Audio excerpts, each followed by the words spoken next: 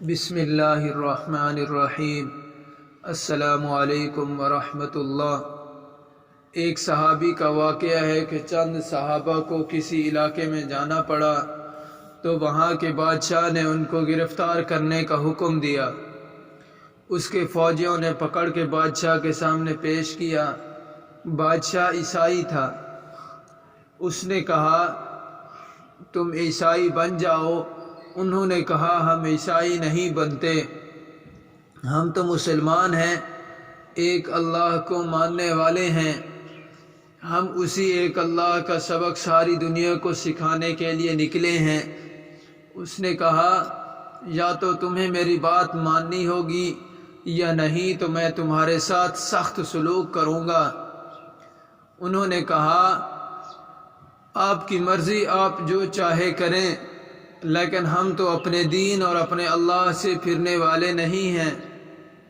تو اس نے اپنے خادموں کو حکم دیا کہ ایک کڑھائی میں تیل ڈالو اور نیچے سے آگ جلاؤ۔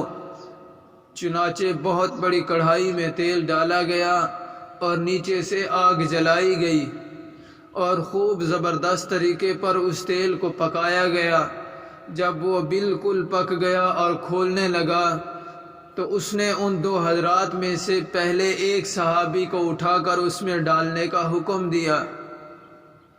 جب ان صحابی کو اٹھا کر اس میں ڈالا گیا تو وہ کباب کی طرح جل بھن گئے۔ کھولتا ہوا تیل تھا اور تپ رہا تھا اور پکا ہوا تھا، بس یوں ڈالا کہ ان کی جان نکل گئی۔ اس کو دیکھ کر جو دوسرے صحابی تھے وہ رونے لگے۔ بادشاہ نے یہ سمجھا کہ شاید ان کا دل کچھ نرم ہو گیا ہے، اب یہ میری بات مان لیں گے، لہٰذا ان سے کہا کہ دیکھو تمہارا بھی یہی حشر ہوگا اگر تم نے میری بات نہیں مانی، اس لیے میری بات مان لو اور رونے کی بجائے میری بات مان کر اپنی جان بچا لو۔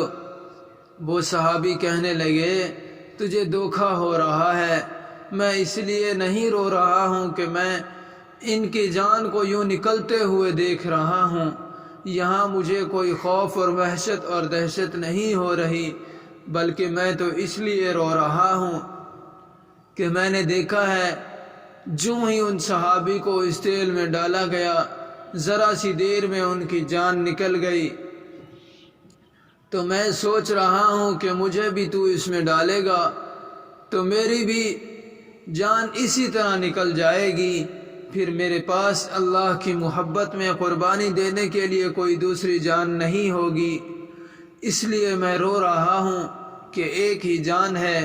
کہنے لگے اگر میرے پاس 100 جانیں ہوتی تو میں یہی خواہش کرتا کہ بار بار میری جان کو اس میں ڈالا جائے اور میں 100 مرتبہ اللہ کی محبت میں قربان ہو جاتا۔ اللہ اکبر! کیا محبت تھی اللہ سے، کیسا عشق تھا صحابہ کا، کیا دنیا کا کوئی عاشق ایسی مثال پیش کر سکتا ہے؟